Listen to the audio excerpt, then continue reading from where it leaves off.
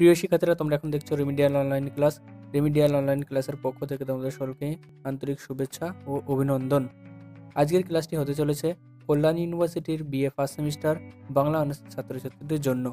অর্থাৎ Kalyani university BA first semester Bangla অনার্সের ছাত্রছাত্রীদের প্রথম পত্র অর্থাৎ সিসি অন পত্রে যে একটি ছোট্ট টপিক রয়েছে তুর্কি আক্রমণ ও তার প্রতিক্রিয়া, সেখান থেকে পরীক্ষায় আসা সম্ভাব্য 2 নম্বর প্রশ্নগুলি আজকে আমরা আলোচনা করব। তাহলে বেশি কথা না বাড়িয়ে চলো সেই সমস্ত প্রশ্নগুলিকে আলোচনা করি। এবং এই ধরনের ভিডিও পেতে তোমরা অতি অবশ্যই রেমিডিয়াল অনলাইন ক্লাস চ্যানেলটিকে সাবস্ক্রাইব করে পাশে বেল আইকনটি অন করে দেবে।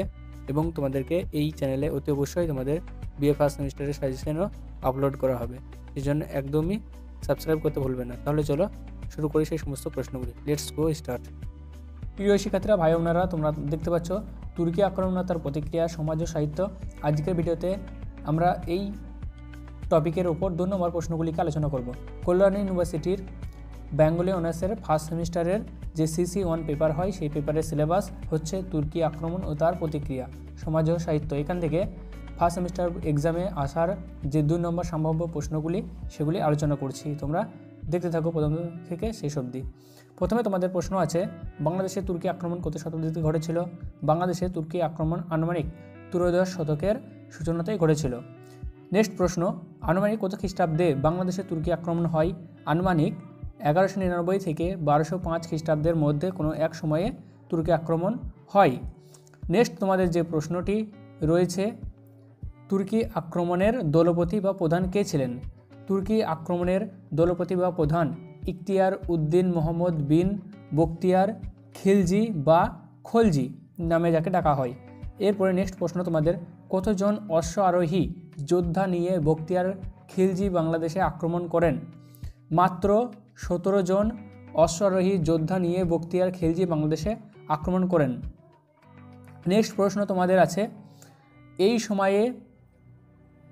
সময়ে বাংলাদেশ বা গৌড়বঙ্গের রাজা কে ছিলেন? এই সময়ে বাংলাদেশ বা গৌড়বঙ্গের রাজা ছিলেন লক্ষণ সেন। পরের প্রশ্ন, তুর্কিরা বাংলাদেশ আক্রমণ করলে লক্ষণ সেন কী করেছিলেন? তুর্কিরা বাংলাদেশ আক্রমণ করলে লক্ষণ সেন রাজধানী ছেড়ে পালিয়েছিলেন। নেক্সট প্রশ্ন, বাংলাদেশে অন্ধকার যুগ কোন সময়কে বলা হয় এবং কেন? দেখো, বাংলাদেশে অন্ধকার যুগ কোন সময়কে বলা হয়? বাংলাদেশে অন্ধকার যুগ বলা হয় ত্রয়োদশ শতককে। কেননা তুর্কি আক্রমণের ফলে এই সময় সমাজ জীবনে চরম অরাজকতা ও অশান্তির পরিবেশ সৃষ্টি হয়। একের পর এক গৃহযুদ্ধ, ষড়যন্ত্র, ধ্বংস, হত্যা, দাঙ্গা লেগেছিল। ফলে এই সময়ের কোনো সাহিত্যিক নিদর্শন পাওয়া যায়নি। তাই এই সময়কে অন্ধকার যুগ বা বন্ধ্যা যুগ বলা হয়। এটি তোমাদের খুবই গুরুত্বপূর্ণ প্রশ্ন, একটি 2 নম্বরের। নেক্সট প্রশ্ন তোমাদের আছে, হুসেন শাহ কত খ্রিস্টাব্দে বাংলা সিংহাসনে বসেন? হুসেন শাহ 1493 খ্রিস্টাব্দে বাংলা সিংহাসনে বসেন, 1493 থেকে 1518 খ্রিস্টাব্দ পর্যন্ত। নেক্সট প্রশ্ন তোমাদের, বাংলাদেশে তুর্কি আক্রমণের কারণগুলি কি কি? বাংলাদেশে তুর্কি আক্রমণের কারণগুলি ছিল: 1 নম্বর বাংলাদেশের দুর্বল ধর্মীয় ঐক্য, 2 নম্বর ব্রাহ্মণ্য সংস্কৃতির আভিজাত্য, 3 নম্বর হিন্দু সমাজের অন্তর্দ্বন্দ্ব, 4 নম্বর ইসলাম ধর্মের প্রসার ও প্রচার, 5 নম্বর দুর্বল শাসন ব্যবস্থা এবং 6 নম্বর বাংলাদেশের প্রাকৃতিক ঐশ্বর্য। নেক্সট প্রশ্ন, তুর্কি আক্রমণের সময় বাংলাদেশে কোন ধর্মের রাজাদের শাসনকাল ছিল? তুর্কি আক্রমণের সময় বাংলাদেশে হিন্দু ধর্মের রাজাদের শাসনকাল ছিল। নেক্সট প্রশ্ন তোমাদের, তুর্কি আক্রমণের সময়কে বাংলাদেশে কোন যুগ? তুর্কি আক্রমণের সময়কে বাংলাদেশে কোন যুগ বলা হয়? তুর্কি আক্রমণের সময়কে বাংলাদেশে পাল ও সেন যুগ বলা হয়। নেক্সট প্রশ্ন, বন্ধ্যা যুগ কোন সময়কে বলা হয় এবং কেন? এর আগে আমরা পড়ে এলাম যে অন্ধকার যুগ বলা হয় কোন সময়কে। এই একই সেম প্রশ্ন তোমাদের দিয়ে আছে। তুর্কি আক্রমণের পর, এটি ভেরি ইম্পর্টেন্ট একটি প্রশ্ন, তুর্কি আক্রমণের পর অর্থাৎ আনুমানিক ত্রয়োদশ শতাব্দীকে বন্ধ্যা যুগ বলা হয়, কারণ তুর্কি আক্রমণের ফলে দেশে অশান্তির পরিবেশ সৃষ্টি হয়েছিল। এই অস্থির পরিবেশ সাহিত্য সৃষ্টির অনুকূল ছিল না। এই সময়ে সৃষ্টির কোনো সাহিত্য এখনও পাওয়া যায়নি, তাই এই সময়কে বন্ধ্যা যুগ বলা হয়। নেক্সট প্রশ্ন তোমাদের, তুর্কি আক্রমণের পর শাসনকাল থেকে বাঙালির জীবনে শান্তি ফিরে এলো এবং কত সালে? তুর্কি আক্রমণ পর শামসুদ্দিন ইলিয়াস শাহের রাজত্বকাল থেকে তার শাসনকাল 1342 থেকে 1358 খ্রিস্টাব্দ পর্যন্ত। নেক্সট প্রশ্ন, তুর্কি আক্রমণের ফলে বাংলার সমাজ জীবনে কী কী হয়েছিল? তুর্কি আক্রমণের ফলে বাংলা সমাজ জীবনে হয়েছিল, তুর্কি আক্রমণের ফলে বাংলা সমাজ জীবনে যা হয়েছিল: 1 নম্বর, সুদীর্ঘকালের ব্রাহ্মণ্য শাসনের অবসান ঘটল। 2 নম্বর, বাংলাদেশের দুর্বল ক্ষয়িষ্ণু অর্থনীতি শেষ হলো। এবং 3 নম্বর, ধর্মীয় স্থান নগর জনপদ ধ্বংস হয়েছিল। 4 নম্বর, বহু মানুষ দেশান্তরী হয়েছিল। 5 নম্বর, ইসলাম ধর্মের প্রসার ঘটেছিল। 6 নম্বর, রাজধর্ম গ্রহণ করে রাজকার্যে যোগদানের প্রবণতা বৃদ্ধি পেল। 7 নম্বর, সমাজের উঁচু নিচু হিন্দু ধর্মের মানুষের ভেদাভেদ প্রায় দূর হলো।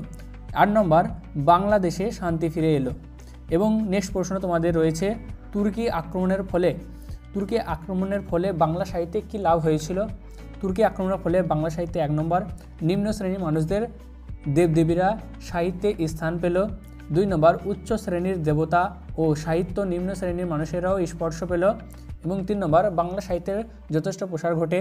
4 নম্বর, বাংলা সাহিত্যে প্রথম চৈতন্যদেবকে কেন্দ্র করে জীবনী সাহিত্য রচনা হয়। 5 নম্বর, মুসলমান কবিরাও বাংলা সাহিত্য চর্চায় যোগদান করে। এবং 6 নম্বর, বাংলা ভাষার উৎকর্ষতা বৃদ্ধি পায়। এটা তোমাদের ভেরি ভেরি ইম্পর্ট্যান্ট একটি প্রশ্ন। এবং শেষ প্রশ্ন তোমাদের রয়েছে, তুর্কি আক্রমণের ফলে বাংলা সমাজ ও সাহিত্য যে অন্ধকার যুগ সৃষ্টি হয় তা মোটামুটি কত বছর? তা মোটামুটি 200 বছর। প্রিয় শিক্ষার্থীরা, এই ছিল তোমাদের তুর্কি আক্রমণ ও তার প্রতিক্রিয়া থেকে 2 নম্বরের সম্ভাব্য প্রশ্ন। এগুলো তোমরা ভালোভাবে পড়ে যাবে, অতি অবশ্যই তোমরা বিএ ফার্স্ট সেমিস্টার পরীক্ষায় লাভবান হবে। এবং এই ধরনের শর্ট ভিডিও পেতে অতি অবশ্যই রেমিডিয়াল অনলাইন ক্লাস চ্যানেলটিকে সাবস্ক্রাইব করে রাখবে এবং পাশে বেল আইকনটি অন করে রাখবে, যাতে যখনই ভিডিও আপলোড দেওয়া হবে তোমাদের কাছে নোটিফিকেশন খুব সহজেই চলে যায়। তাছাড়াও তোমাদের সাজেশন ভিডিও আপলোড দেওয়া হবে, অতি অবশ্যই তোমরা সাবস্ক্রাইব করবে। ধন্যবাদ।